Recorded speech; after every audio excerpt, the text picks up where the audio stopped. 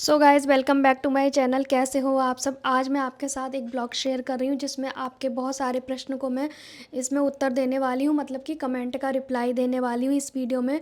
मुझे बहुत दिन से कमेंट आ रहे थे कुछ चीज़ों को लेकर, तो मैं सब वो आंसर करने वाली हूँ। कुछ कमेंट लिए हैं मैंने जो मुझे लगा ज़रूरी हैं, तो उन सभी कमेंट का देखती हूँ कितने कमेंट का रिप्लाई कर पाती हूँ वीडियो इस ब्लॉग के माध्यम से। मैंने 2-3 दिन का ब्लॉग शूट किया है थोड़ा, तो उसी में मैं आपको आंसर करने वाली हूँ, ठीक है।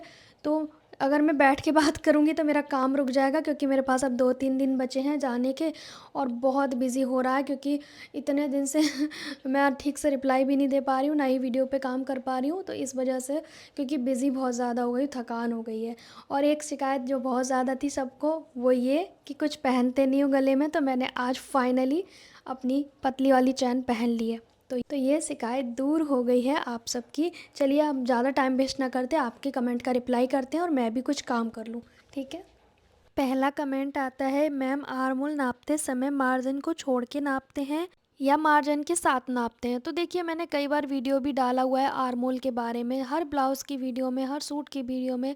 जब भी आर्मोल नापते हैं तो आपको मार्जिन को छोड़ के नापना है। फिर एक कमेंट आता है कि मैम शोल्डर डाउन कब करना है, बैक नेक अगर छोटा है और फ्रंट का 5 या 6 है तो कब करना है। तो मैंने इसके ऊपर एक डिटेल वीडियो सेकंड चैनल पे डाला हुआ है, आप उसे ज़रूर देखें। फ्रंट में जब भी डीप नेक होता है और बैक में छोटा होता है तब भी हमें शोल्डर डाउन करना होता है और फुल शोल्डर -1 शोल्डर लेना होता है। छोटे नेक में शोल्डर डाउन करना बहुत ज़रूरी है, नहीं करोगे तो भी चलेगा। अगर बैक नेक 5 है तो वो डीप में आएगा, ना कि छोटे में आएगा। तो बैक नेक अगर 5 है तो आपको शोल्डर डाउन बिल्कुल भी नहीं करना है, 4.5 तक रहेगा। 1 2 3 4 4.5 तो आपको शोल्डर डाउन करना है, ठीक है। फिर एक कमेंट प्रियंका जी का आता है कि हम सिलाई करना चाहते हैं, हमें सूट ही सिलने आते हैं, ब्लाउज़ नहीं आते हैं, क्या ब्लाउज़ हमें सिखा सकते हो। तो देखिए मैं यूट्यूब के माध्यम से वीडियो के थ्रू सिखाती हूँ, बाकी ऑनलाइन या जूम क्लास पे मैं नहीं सिखाती हूँ। कई बार मैंने बोला है आप यूट्यूब के ज़रिए सीखें, किसी भी एक चैनल को माध्यम बना लें और हर तरह के ब्लाउज़ सीखना स्टार्ट करें। और सिलाई कैसे स्टार्ट करनी है सीखनी, क्या क्या स्टेप्स पे हमें ध्यान देना है, उसका एक अलग से मैंने ब्लॉग बनाया हुआ है, तो आप उसे ज़रूर देखें। और घर बैठे आप सिलाई सीख जाएंगे। 3 महीने किसी भी चैनल से आप डेली बेसिस पे सीखें तो आप सीख जाएंगे किसी भी चीज़ को। फिर एक कमेंट आता है कि मैम पैडेड ब्लाउज़ की कटिंग स्टिचिंग सिखा दीजिए। तो चैनल पे ना, दोनों चैनल पे वीडियो हैं पैडेड ब्लाउज़ की कटिंग स्टिचिंग की। स्लीवलेस ब्लाउज़ में पैडेड कप्स कैसे अटैच करें, स्लीव वाले में पैडेड कप्स कैसे अटैच करें, cutting stitching detail video channel पे है। दोनों चैनल पे आपको स्क्रॉल करके देखना तो पड़ेगा ही पड़ेगा, है ना। एक कमेंट आता है बेल्ट ब्लाउज़ में बेल्ट कितने इंच पे रखनी चाहिए। देखिए 12-13 इंच का ब्लाउज़ है तो 2.5 इंच की बेल्ट सही रहेगी। अगर आपका ब्लाउज़ लंबा है 13 इंच से तो 3 इंच की बेल्ट बनानी चाहिए, क्योंकि हाफ इंच तो स्टिचिंग में चला जाता है, ठीक है। तो 3 इंच की बेल्ट आपको रखनी है, क्योंकि लोअर चेस्ट में ही हमने वो रखनी होती है बेल्ट पट्टी, ठीक है। बाकी बेल्ट ब्लाउज़ की कटिंग स्टिचिंग की दोनों चैनल पे डिटेल वीडियो है, आप उससे सीखें। मैंने कई बार उसमें डिटेल में समझाया हुआ है, ठीक है। फिर एक कमेंट आता है कि मैम स्लीव को कितने इंच पे डाउन करना चाहिए, एल्बो स्लीव है या 3/4 स्लीव है। तो देखिए मैं तो सबका 3 इंच पे ही डाउन करती हूँ। अगर कलाई तक स्लीव है, बिल्कुल फुल स्लीव है, तब मैं 3.5 डाउन करती हूँ, अदरवाइज़ मैं तो 3 इंच पे ही डाउन करती हूँ, इससे ज़्यादा मैं नहीं करती हूँ। फिर एक उन्होंने कहा था कि हमारा 3.5 पे सही बैठ रहा है, तो जितना आपका सही बैठ रहा है उतने पे ही आपको करना है, क्योंकि देखो 3.5 पे ना थोड़ा फिट ज़्यादा हो जाता है, फिर हाथ मूवमेंट करने में दिक्कत आती है। तो इसलिए मैं तो 3 पे ही डाउन करती हूँ। मैं मेरा तरीका आपके साथ शेयर करती हूँ हमेशा से। एक कमेंट पूजा जी का बहुत बार आ चुका है कि मैम हम ब्लाउज़ की जो लेंथ है वो 16 कट करते हैं, फिर वो 14 क्यों रह जाता है। तो देखिए गलती आप ये कर रहे हैं कि आप फ़ोल्ड करने का मार्जिन उसी में ही फ़ोल्ड कर रहे हो, मतलब आप अलग से या तो मार्जिन नहीं लेते हो। हम क्या करते हैं, हम तो तुरपाई पट्टी अलग से लगाते हैं, तो जो रेडी लेंथ है उसमें 1.5 या 2 इंच हम एक्स्ट्रा लेते हैं, क्योंकि जब हम प्लेट डालते हैं ना तो 2 इंच उसमें छोटा हो जाता है। बेल्ट ब्लाउज़ में 2 इंच लेते हैं और नॉर्मल ब्लाउज़ में 1.5 इंच। वो हम इसलिए नहीं लेते कि भी फ़ोल्ड करना है, वो इसलिए लेते हैं कि जब प्लेट डालते हैं ना तो प्लेट जो है ना कपड़े को इकट्ठा करता है, मतलब छोटा करता है कपड़े को। प्लेट भी तो उस कपड़े को कवर करेंगी, तो आपको मार्जिन अलग से फ़ोल्ड करने के लिए लेना है, तो उस 2 इंच के अलावा लेना है, आपको एक्स्ट्रा लेना है, ना कि उसी 16 में आपको करना है। तो रेडी लेंथ में 1.5-2 इंच प्लस करना है, तुरपाई पट्टी अलग से लगानी है। आप मेरे चैनल पे ब्लाउज़ की वीडियो देखोगे तो आपको समझ आएगा कि हाँ भाई लेंथ कब छोटी पड़ती है कब नहीं पड़ती है, ठीक है। मैंने प्रॉपर वीडियो डाला है। और आपका क्वेश्चन ये इसलिए आया क्योंकि आपने शायद मेरी डिटेल वीडियो ब्लाउज़ की कोई देखी ही नहीं होगी, क्योंकि मैं तो अपनी हर एक ब्लाउज़ की वीडियो में ये बताती हूँ कि लंबाई कितनी रखोगे और कितनी बचेगी, सारी चीज़ डिटेल में बताती हूँ। तो आपने मेरी ब्लाउज़ की वीडियो देखो पहले, तब पता लगेगा आपको, ठीक है जी। फिर एक कमेंट आया किरण मौर्य का, इन्होंने कहा कि आपकी वीडियो से मैंने ब्लाउज़ की कटिंग स्टिचिंग की, बहुत ही अच्छा बना, पर मैंने इतनी सारी यूट्यूब पे वीडियो देखी, उन्होंने कभी ये नहीं बताया कि चौड़ाई में 1 इंच कम लेना चाहिए बैक पार्ट, आपने बताया। तो ये मतलब उन्होंने थैंक यू लिखा है एक तरीके से। तो ये मैं आपके साथ इसलिए शेयर कर रही हूँ कि चौड़ाई हमें कम लेनी चाहिए बैक पार्ट की, क्योंकि प्लेट वही देखो, आगे हमारा उभार होता है, पीछे की साइड तो स्ट्रेट होता है, तो हमें आगे ज़्यादा लेंथ चाहिए ब्लाउज़ की, ठीक है। कटिंग करते वक्त स्टिचिंग के बाद तो दोनों बराबर हो जाएंगे, छोटे बड़े कुछ भी नहीं होंगे, तो आपको इतना डरना नहीं है। एक कमेंट आया है कि जो हम इलास्टिक लेते हैं पैंट के लिए वो किसके हिसाब से लेना चाहिए। तो देखिए, मैं हमेशा हिप राउंड के हिसाब से बताती हूँ, फुल डिटेल वीडियो ज़रूर देखें पैंट के कटिंग स्टिचिंग की, और इलास्टिक का एक प्रॉपर वीडियो डाला हुआ है मैंने, जिसमें मैंने बताया है कि इलास्टिक फुल बनाना है तब कितना लेना है, और हमें फ्रंट बेल्ट और बैक इलास्टिक बनाना है तब कितना लेना है, और हिप राउंड के अकॉर्डिंग भी बताया मैंने, कमर के अकॉर्डिंग भी बताया। तो जो आपको तरीका अच्छा लगे उन दोनों में से वो एक फ़ॉलो कर लें आप। मेरा मेथड तो ये है कि हिप राउंड -12 करती हूँ मैं, तब हमारा इलास्टिक का साइज़ निकल के आता है, ठीक है। फिर एक कमेंट आता है कि मैम प्लीज़ आप पाइपिंग लगाना बताएं। तो देखिए, दोनों चैनल पे वीडियो हैं, आपको देखना तो पड़ेगा, या फिर आप प्लेलिस्ट चेक कर लें। वैसे प्लेलिस्ट में अभी मैं वीडियो ऐड करने वाली हूँ, अभी ऐड शायद नहीं हुई है, पर आप ना मेरे चैनल पे देख सकते हैं, दोनों ही चैनल पे मैंने डाली हुई है। पाइपिंग कैसे लगाते हैं, डोरी पाइपिंग कैसे लगाते हैं, कॉटन ब्लाउज़ में कैसे पाइपिंग लगाते हैं, और ये पट्टी कैसे अटैच करते हैं, और बिना बुकरम के नेक कैसे बनाते हैं, सारी चीज़ों की वीडियो आपको मेरे दोनों चैनल पे मिल जाएंगी।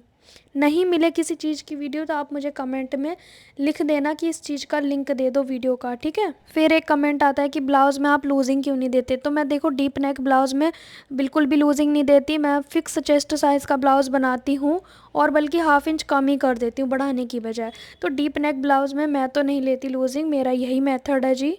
फिर एक कमेंट आता है श्यामली पाठक जी का, वो कहती हैं कि पैंट में बॉटम की साइड पे खिंचाव आता है, तो वहाँ पे उसको कैसे ठीक करें। तो उसका ना एक प्रॉपर वीडियो आएगा, मैं उस वीडियो में बताऊँगी आपको, ठीक है। फिर एक कमेंट आया था ब्लॉग वाले वीडियो में कि भाई आप आईब्रो कैसे बनाते हैं खुद से घर पे थ्रेड से। तो मैं आपके साथ ना वीडियो शेयर कर दूंगी, नेक्स्ट टाइम जब भी बनाऊंगी मैं आपके साथ वीडियो शेयर करूंगी, ठीक है। एक कमेंट आया कि हैवी साइज़ में गोलाई कैसे करनी है, 45 चेस्ट साइज़ का सूट या ब्लाउज़ हो तो उसमें गोलाई कैसे करनी है। तो देखिए, इस चीज़ पे ना मुझे वीडियो ही बनाना पड़ेगा, वो वैसे ज़्यादा अंतर नहीं होता है, पर यह है कि ज़्यादा गहरा भी नहीं करते हैं, मैं आपके साथ वीडियो शेयर कर दूँगी।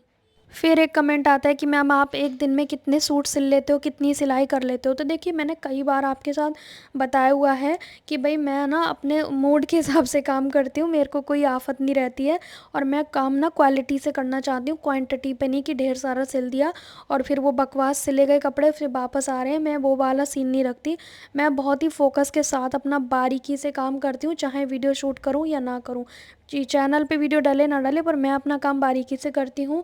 हाँ, लेकिन सीज़न ज़्यादा होता है तो मेरा काम अपने आप ही स्पीड में बदल जाता है, मुझे बस ये रहता है कि यार देना है और तुरपाई के लिए कपड़े भेजने, एक दिन वहाँ लगेगा, ऐसे लगेगा, तो मैं ये सोच के जल्दी जल्दी अपना लगी रहती हूँ। मैं तो देखो सुबह 9-10 बजे से लग जाती हूँ शाम के 6 बजे तक, फिर उस बीच में जितना सिला जाए, कई बार कुछ नहीं सिला जाता है, कई बार बहुत सारा सिला जाता है, कई बार एक आधी ही सिला जाता है, तो उसके हिसाब से मेरा कोई फ़िक्स रूल नहीं है, तो जो सच है वही मैं आपके साथ शेयर करती हूँ। फिर एक कमेंट आता है कि मैम लाइनिंग सूट में कितनी इंच की लूजिंग देते हैं, नॉर्मल में तो आप 2 इंच की देते हो, तो लाइनिंग सूट में आप 3 इंच की लूजिंग ऐड करें अगर बहुत मोटा कपड़ा है तो, और पतला कपड़ा है तो कई बार उतने में ही काम चल जाता है, पर आपको 1 इंच एक्स्ट्रा बढ़ा के लूजिंग देनी चाहिए, ठीक है।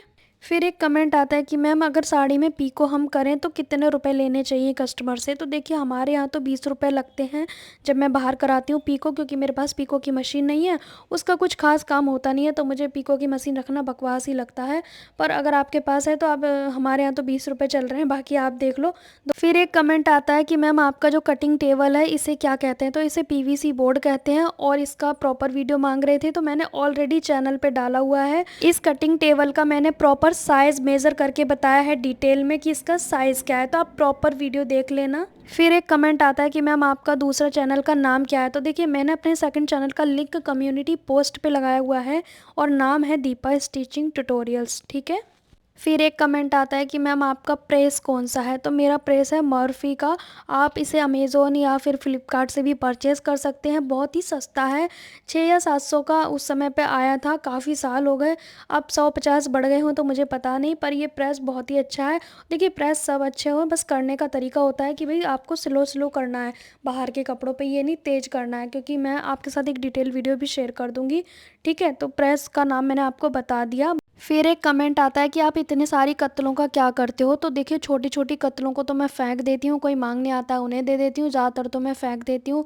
और बड़ी कत्तलों को इसलिए रख लेती हूँ, कई बार किसी सूट या ब्लाउज़ में कम पड़ता है कपड़ा नेक बनाने के लिए या फिर कुछ भी करने के लिए, तो उसके लिए रख लेती हूँ। और बहुत ही ज़्यादा बड़ी बड़ी बच जाती हैं तो मैं गाँव भेज देती हूँ। मेरी मम्मी जो सास है ना, वो दरी वगैरह बना लेती हैं, बहुत ही टैलेंटेड है वो, उन कत्तलों का अच्छा यूटिलाइजेशन कर लेती हैं। फिर एक कमेंट आया था कि मैम आप ना ये मंगलसूत्र वगैरह मत उतारा करो, कुछ ना कुछ तो पहने रहा करो गले में। तो मैं ना हमेशा परमानेंट पहनती थी गोल्ड की चेन, तो और मंगलसूत्र इसलिए नहीं पहन रही, वो बहुत ज़्यादा महंगा आया है और वो ना इलझ रहा है हर जगह, क्योंकि उसमें कुछ कट डिज़ाइन बना हुआ है कट वाला, तो वो ना इलझ जाता है बार बार। तो फिर मेरे को दिक्कत हो रही थी तो मैंने उसे उतार भी दिया, फिर आज मैंने पहन भी लिया है, जो कि वीडियो की शुरू में ही आपको मैंने बता दिया कि मैंने क्या पहना है। फिर आप कमेंट करते हो कि प्रेस करने का तरीका क्या है, कैसे आप प्रेस करते हो। तो देखिए मैं बहुत हल्का हल्का और नॉर्मल प्रेस करती हूँ, ज़्यादा चमकाने में नहीं रहती हूँ, क्योंकि ज़्यादा चमकाएंगे तो चिपक भी सकता है। तो हम ना थोड़ा थोड़ा ही प्रेस करके देते हैं, नाम मात्र की, ज़्यादा नहीं करती हूँ मैं। और जितने भी जॉइंट है ना वहाँ पे कर देती हूँ, ताकि वो वहाँ से खुल जाए जॉइंट, थोड़ा सा अच्छे से बैठ जाए कपड़ा। और बहुत ही हल्का करती हूँ, बार बार उसके प्रेस के कान को ना ऐंठती रहती हूँ, मतलब मैं जो बटन है ना बार बार उसको ऑन ऑफ करती रहती हूँ, ताकि कपड़े पे बिल्कुल भी वो ना हो कि भाई चिपक जाए। देखो बार बार मैं उसे घुमाती रहती हूँ राउंड वाले को। मैं बोर्ड के पास उसका बटन नहीं छेड़ती, प्रेस में जो गोल गोल है ना कम ज़्यादा करने का, उसी को छेड़ती हूँ। उस पर वैसे लिखा तो ये होता है कि कपड़े के हिसाब से चलाएं, पर मुझे उससे कोई मतलब नहीं है, मैं तो उसको इसलिए करती हूँ, घुमाती हूँ, ताकि वो स्लो हो जाए, बंद हो जाए। और बार बार मैं ऑन ऑफ करती रहती हूँ। तो मेरा ये तरीका है, हल्का हल्का प्रेस कर देती हूँ नेक पे, जॉइंट्स पे, बस। वो भी जब जब कस्टमर आने वाला होता है, पहले से मैं प्रेस करके नहीं रखती हूँ, बार बार ये वैसे ख़राब हो जाते हैं कपड़े, मतलब सिकुड़ जाते हैं। तो क्यों इतना टाइम वेस्ट करना, हल्का हल्का, और जिस पे ज़रूरत नहीं होती मैं प्रेस नहीं करती हूँ। सारे कपड़े कल जाने वाले हैं तो मैंने प्रेस करके पैक करके आज ही रख दूँगी, कल सुबह फ़ोन करके सबको बुला के दे दूँगी, क्योंकि आपको पता है मैं जाने वाली हूँ। फिर एक वीडियो पे ढेर सारे कमेंट आए कि आप ना शाम को झाड़ू ना लगाया करें। तो देखिए मेरा झाड़ू तो डेली 7:30 या 8 बजे ही लग पाता है, क्योंकि मैं पूरा दिन काम करती हूँ। मैं ईश्वर का नाम लेके सब कुछ करती रहती हूँ, मेरे ऊपर माँ लक्ष्मी की ऑलरेडी इतनी कृपा है। मैं आपको बताऊँ, मैं 8th क्लास में थी ना, तब से माँ बैव लक्ष्मी के व्रत रखती हूँ, और ऐसा कोई फ्राइडे नहीं जाता जिस दिन मेरे पास कपड़े या पैसे या कुछ ना आए, ऐसा कभी आज तक का हुआ ही नहीं है। ये रिकॉर्ड है इस चीज़ का। तो ऑलरेडी मुझ पे कृपा है, ये सब उनकी मेहरबानी है जो इतना ढेर सारा काम करती रहती हूँ। कोई टाइम नहीं है झाड़ू वगैरह लगाने का, तो जब देखो लास्ट होता है तभी मैं झाड़ू लगाती हूँ, फिर चाहे रात हो चाहे कुछ हो, उससे मुझे फ़र्क नहीं पड़ता है। जब मैं 8th क्लास में थी और मैं दादी के गाँव में गई थी, तो वहाँ पे एक मेरी सहेली थी, शिवानी नाम की, हो सकता है वो ये ब्लॉग भी देख रही हो, तो उन्होंने मुझे बैव लक्ष्मी की ना किताब दे दी थी, बुक दे दी थी। तो फिर मैंने स्कूल टाइम से ही व्रत रखना स्टार्ट कर दिए, मतलब बहुत साल तक मैंने ये व्रत रखे हैं, और मुझ पे ना इतनी मेहरबानी हुई है कि जो फ्राइडे को मैं बोल दूँ वो होके ही रहता है। और ये बात आपको अगर झूठ लगे तो मैं अपने आस पड़ोस के लोगों से भी बुलवा दूँगी, क्योंकि उन्होंने भी ये नोटिस किया है मेरी ये चीज़ें। ये बात वो भी बोल देंगे कि हाँ दीपा जो बोल दे उस दिन वो पक्का सच होता है, चाहे वो कुछ भी बोल दे।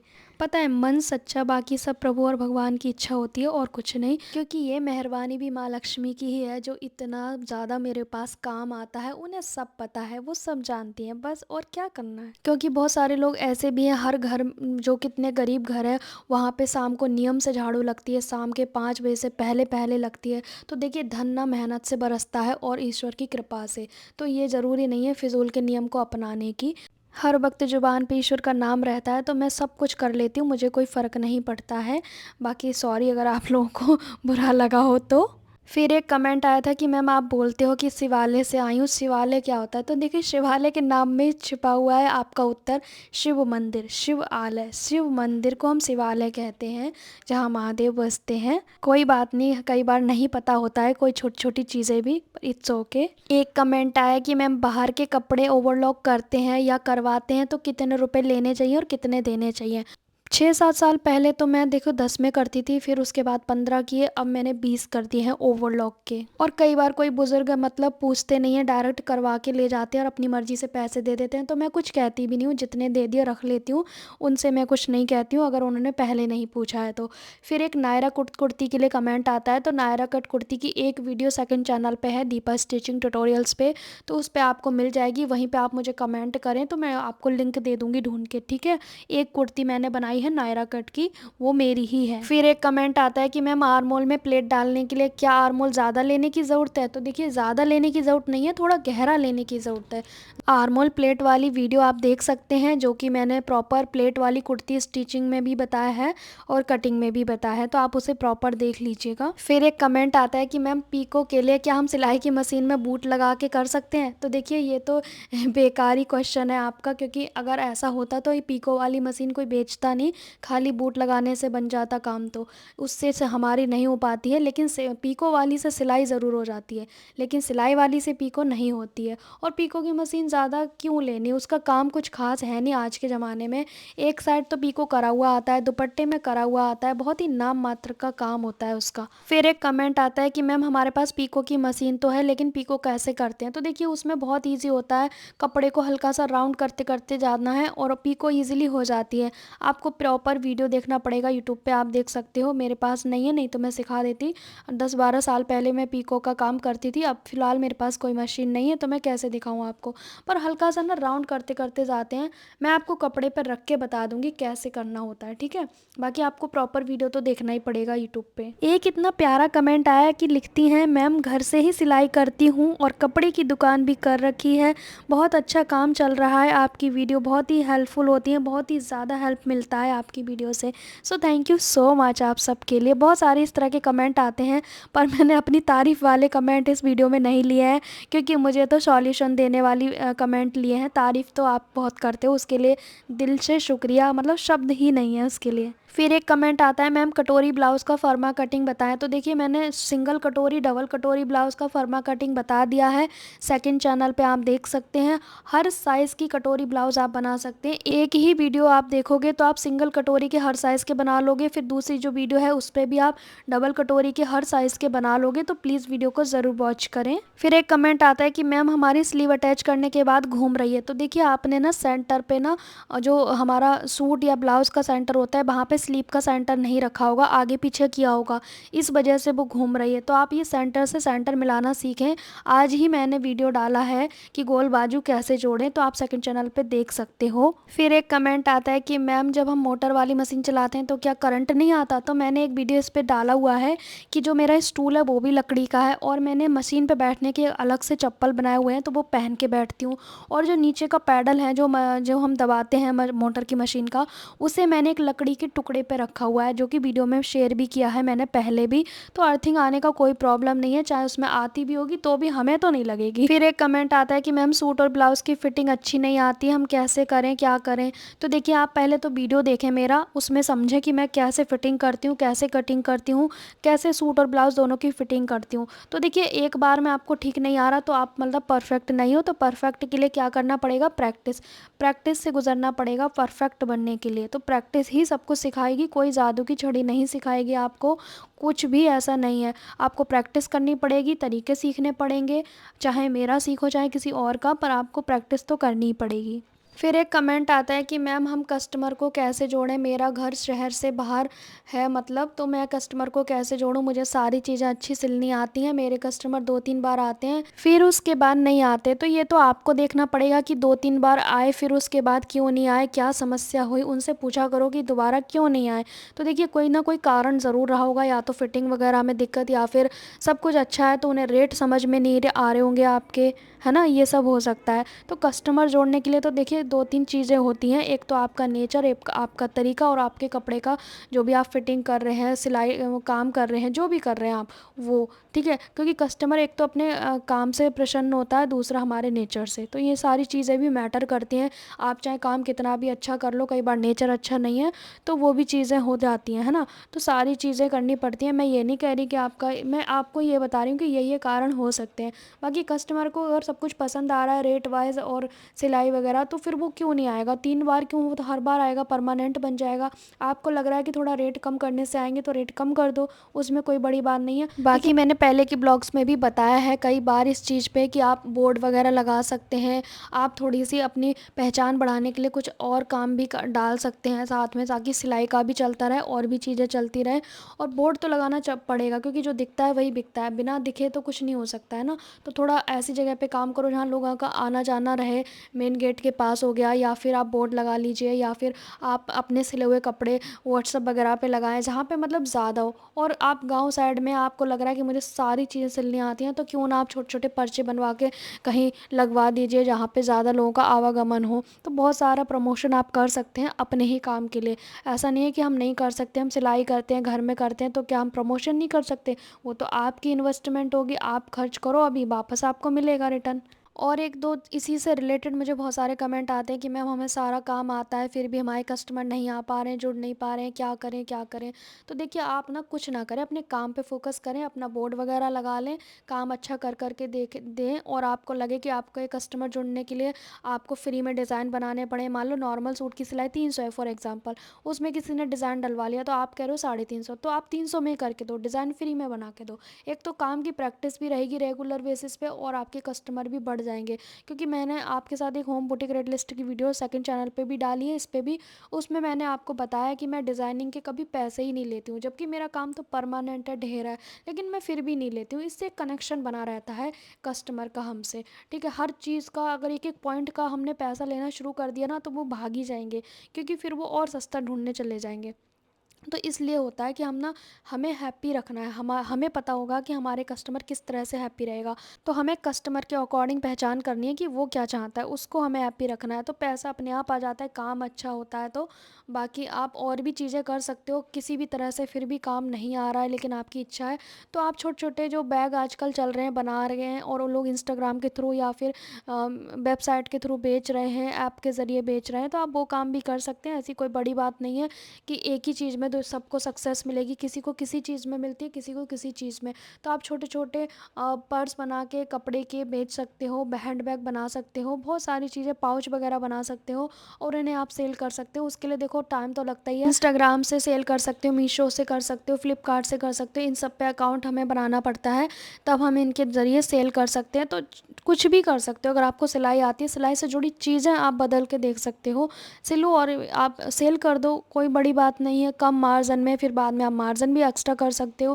पहचान बढ़ाने के लिए बहुत कुछ करना पड़ता है, और आप इंस्टाग्राम पे कर रहे हो तो आपको उस पर बना के दिखाना पड़ेगा कि भाई मैंने ये बनाया है, ये बनाया, फ़ोटो वगैरह पोस्ट करनी पड़ेंगी, फिर जाके लो आपकी पहचान बनेगी कि भाई हाँ ये सेल करते हैं। एक दो पोस्ट कर दिया आपने, आप सोचो आपके पास ऑर्डर्स आने लगेंगे, तो ऐसा बिल्कुल भी नहीं होता। ऑर्डर्स आने के लिए आपको बहुत सारा कंटेंट डालना पड़ता है। अर्निंग के ना एक नहीं हज़ारों माध्यम है, किसी भी तरह से आप अर्निंग कर सकते हो, पर खाली मत बैठो। मेरी सलाह तो ये है कि खाली नहीं बैठना है, अर्निंग करने के लिए कुछ ना कुछ करते रहो। चाहे कॉस्मेटिक की शॉप डाल लो, कोई भी शॉप डाल लो, कुछ भी डाल लो जो आपको अच्छा लगता है, आपका इंटरेस्ट क्या है उस पर फोकस करें। देखा देखी नहीं करना है कुछ भी, उसमें सक्सेस नहीं मिलती है कि ये कर रहा है वो मैं ही करूँगी, या जो मैं कर रही हूँ वही दूसरा भी करेगा, नहीं। आपको अपने ऊपर देखना है कि आपको क्या आता है। अब मेरे सारे लोग हैं ना रिलेटिव्स, वो सोचते हैं कि हम दीपा की तरह कामयाब हो जाएंगे, पर वो किसी और चीज़ में होंगे टैलेंटेड, लेकिन वो नकल कर रहे हैं, पर उससे उन्हें वो सक्सेस नहीं मिलने वाली है, क्योंकि वो उसको नहीं कर रहे हैं जो उनके अंदर भरा है, वो कर रहे हैं जो दूसरे के अंदर भरा है। उससे फ़र्क नहीं पड़ेगा, 2-3 दिन करोगे फिर वो बोरियत होने लगती है, क्योंकि जब हम दूसरे की मर्ज़ी का काम करते हैं तो उसमें बोरियत होती है, लेकिन जो दिल से मन से करते हैं ना काम, जो हमारे हृदय में भरा है, उसमें कभी बोरियत नहीं होती। अब जैसे मैं रात दिन 24 घंटे करती रहती हूँ, फिलहाल अभी रात के 10-11 बज रहे हैं और मैं अभी भी लगी हूँ, और मैं 12 बजे करेक्ट सो जाऊँगी, 12 बजे तक मैं काम करती रहती हूँ, क्योंकि ये मेरे मन का काम है। अगर मुझसे कोई जॉब करने को कहेगा तो मैं नहीं कर पाऊँगी, क्योंकि मैंने जॉब किया ही नहीं है, मैं परमानेंट खुद का काम कर रही हूँ। तो ये चीज़ें होती हैं, हर कोई हर चीज़ में कामयाब नहीं हो सकता है। जो अंदर भरा है उसी पे आपको सक्सेस मिलेगी। बस अपने अंदर झांकने की ज़रूरत है, अपने साथ बैठने की ज़रूरत है। अपने साथ कैसे बैठा जाएगा? बिना किसी फ़ोन के, बिना किसी चीज़ों के, नो क्वेश्चन नो आंसर, बस खुद के साथ बैठो, सोचो और फिर वो कर डालो। मिलते हैं नेक्स्ट ब्लॉग में। कैसा लगा आपको ये वीडियो कमेंट करके बताना।